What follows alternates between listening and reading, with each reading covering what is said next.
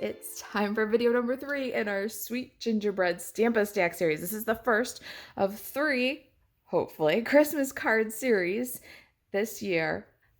Let me help you get your Christmas cards done. I'll get mine done too. If you missed video number 1, we made Have a Sweet Christmas, Sending Love from Our Home to Yours. The Stampa Stack makes 4 of this card. In video number 2, we did Sending Love. I love this one. I think this one's my favorite. I just love the pool party for gingerbread and for Christmas. From Our Home to Yours, Have a Sweet Christmas. And we're going to finish up the Stampa Stack. Oh, makes 3 of that card. The Stampa Stack makes 3 of Have a Sweet Christmas, Sending Love from Our Home to Yours. All right, there are optional class packets at Kitchen Table Stamper Store. You can buzz over to kitchentablestamper.com/shop. And then in the right-hand side, there's a little drop-down box with a filter. Click class packets. You'll be able to see if there is any of our Sweet Gingerbread Stampa Stack packets left and what other fun packets we might have there.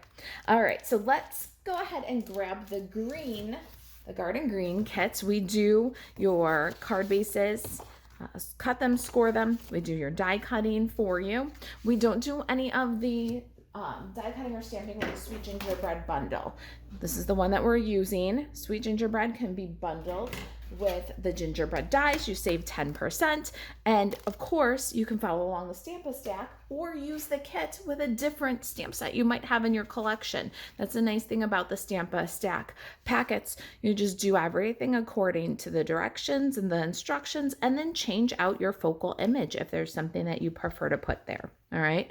Then I do a Stampa Stack class. I take all of my card bases at once. So we're making 10 cards in this Stampa Stack, and I will run them through on the embossing folder. Now I'm going to do the full front of my card. You have to use care when you do the full front of your card, because you're going to send the folder through sideways, and you want to make sure, you always want to make sure anyways, that the folder doesn't drag. But if you're going to do this, use extra caution. You're going to open your card and then open your folder and then pop the front of the card into the folder and line up the edge of the design with the fold of the card. This is now the front of the card that we're embossing, and the back of the card is going to go through the machine. After you thread that through the machine so that it's out the back, you're going to square everything up here so that these edges don't rub when you go through. If you don't like to emboss the entire card front, you can take a 4 1/4 by 5 or 4 by 5 1/4 piece of garden green, run that through the machine, and then just glue it on like a faux front. But I just love the way that this looks when you go edge to edge with that awesome emboss. All right, so I did all of my cards with the embossing, and we're going to take a look at our designer series paper. Now, like I said, you are joining us in video number 3. And these are Wonder Recipe number 12, Wonder Recipe number 20 Stampa Stack. We've already cut our designer series papers according to those Wonder Recipes. So check out video number 1 and number 2 in the series, and check out the Wonder Recipe templates on the blog. We have left from our other 2 card designs 2 by 2 in 3 patterns, and we have 3 sets of those. That's what determines how many cards are in each Stampa Stack. We cut the paper and then we use every last bit of it, mostly. Sometimes we have a little piece left. Like in this one, we had a 2 by 2 piece of the other pattern, but it's a perfectly usable 2 by 2 piece, and we've laid out 10 cards all in one swoop. I like to lay them all out when I'm designing with a Wonder Recipe. I cut my pieces, cut my card bases, and then deal them out like cards and do all of them at one time. So you'll find, I think, as you get practice with the Wonder Recipes, that they're a really efficient way to design cards and use your designer series paper. All right, so let's get our little sample in here and adhere all the designer series paper squares, 3 to each card. I love this paper. Both sides is awesome. And we're just going to let them bounce down along the card. Kind of toggled and layered. Each of the patterns is going to peek out I love it. And everybody gets to be the star of the show. All right, there's our designer series paper layout using every little bit. Let's go ahead and do the other 2 copies of this card the same way. All right, there's our 3 bases. Now, in the kit, you have 9 half sheets of basic white cardstock. You're going to take the first 5 and use them to line your cards. I think it's really important with Christmas cards to have that liner and that inside sentiment.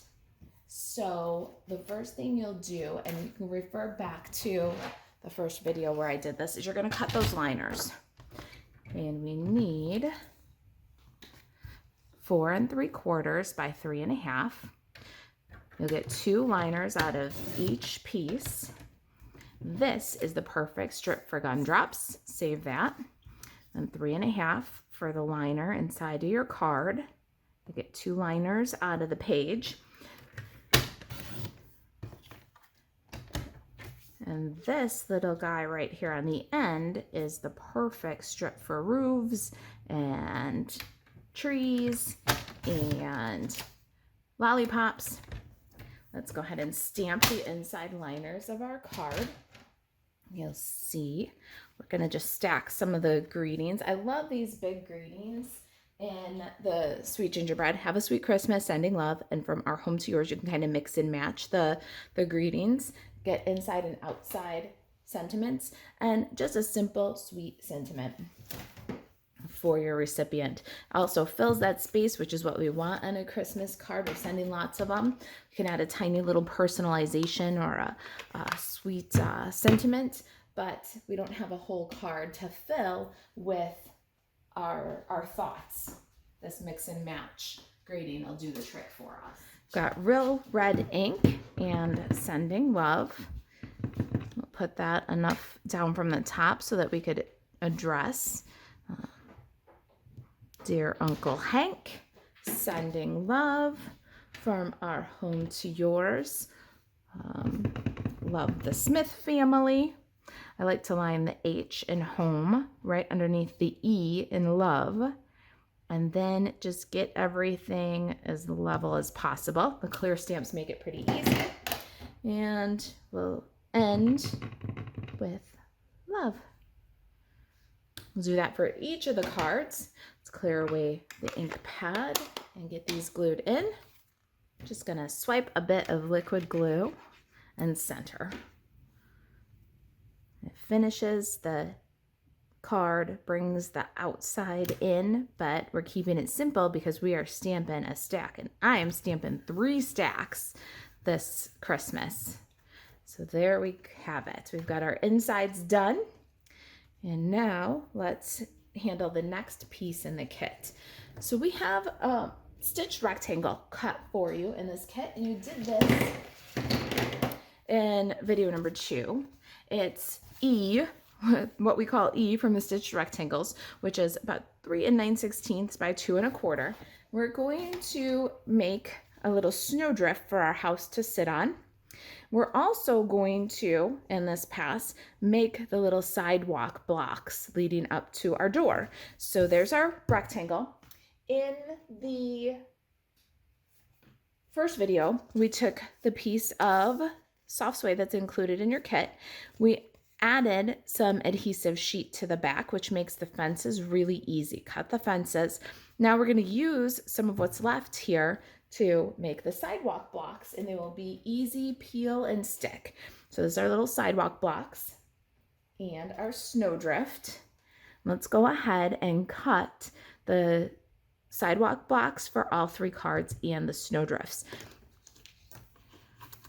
All right, so I'm going to throw my soft suede on the platform and the sidewalk blocks, and then my rectangle.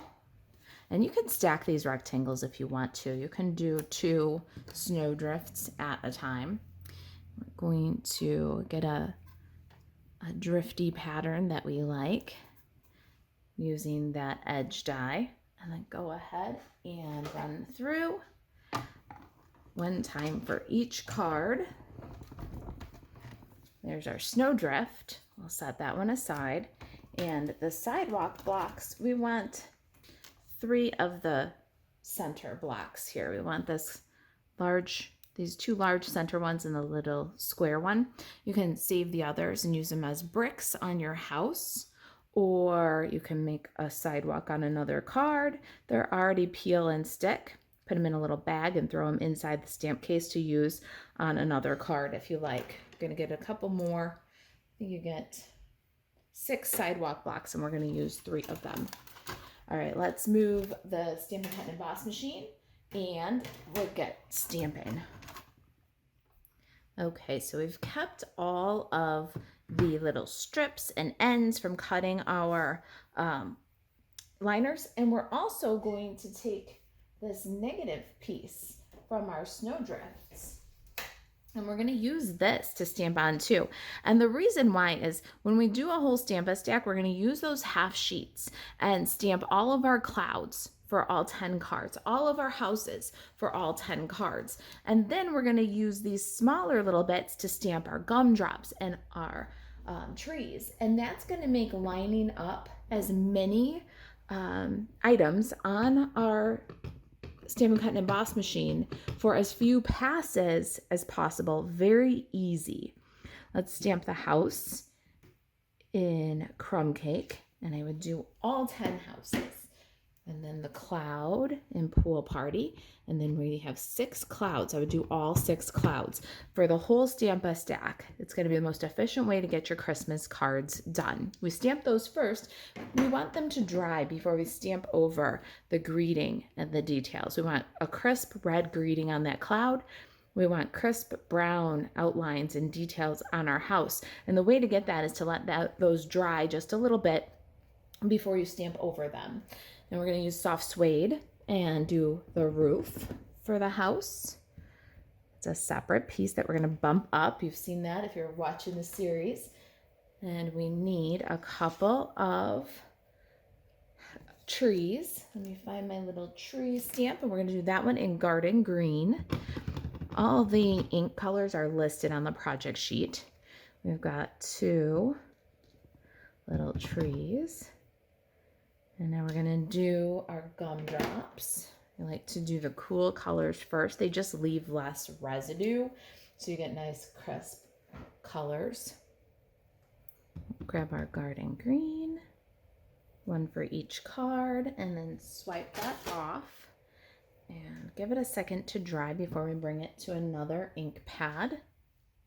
We can start doing the details in the house. We're going to do a real red door, 2-step stamping. Take your time, line it up, fill it in, and then we can get some saffron on the windows. Just line those dudes up. Take your time. Not bad. Now we can switch our gumdrop. Let's grab Sweet Sorbet next. We want 2 Sweet Sorbet gumdrops per card. Got a little crazy with the gumdrops on this one. Can't help myself. They're so cute. I want to put them in everything. And real red, 1 for each card. Love. Now we'll go back and we'll do our layered stamping, the stuff that goes on top of ink that's not so wet anymore. The more time you give this to dry, the more crisp your details will be. So we're going to line up the door and window trim. Take your time, find your landmarks, stamp. Then we're going to bring in the little scroll details. When I do the scroll details, I line up the stamp so that the end of the photopolymer stamp is right on the window trim. It puts the scrolls in the perfect place so that the roof doesn't cover them when we add the roof. And then our greeting, have a sweet Christmas, is what I chose. You could mix up your greetings however you like. You've seen me do it throughout the whole Stampa stack here, insides, outsides, however you want them to read.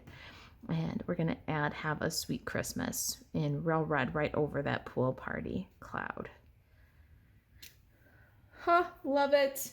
All right, let's clear away the stamp pads and bring back the Stampin' Cut and Emboss machine. Get these all cut out. All right, Stampin' Cut and Emboss machine all set up for die cutting. And here's where you'll see the magic of keeping all those little edges and using them.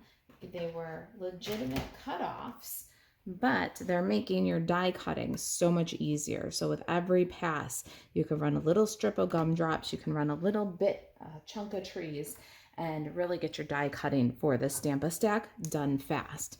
The other thing that's going to make die cutting this Stamp-A-Stack fast is that Stampin' Up! Has given us 2 trees, 3 gumdrops, 2 lollipops in this set.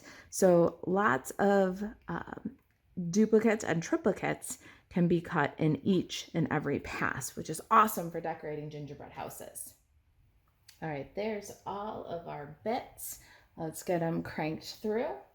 And there they are, except for the extra gumdrop, all in one pass. Gonna run another one by the magic of television. I have an extra little gumdrop here. Get these all popped out. And I'm gonna add my roof with Stampin' Dimensionals and then put Stampin' Dimensionals on the back of my bits. I like to do these mini ones cut in half. They're the perfect size for all the little gumdrops and bits that we're using, and cut in half, they're perfect for the roof. So we'll add that dude just like that. And there's our house. Now the trees and gumdrops, we'll get some dimensionals. We'll do them all at once. Makes our Stamp-A-Stack more efficient that way. Everything will be peel and stick ready to go. Got that little edge that we cut off for the lollipop sticks. I'm going to use it on my trees too. All right, let's add to that the sidewalk blocks and the snowdrift that we cut earlier. Bring our card back in here and our sample.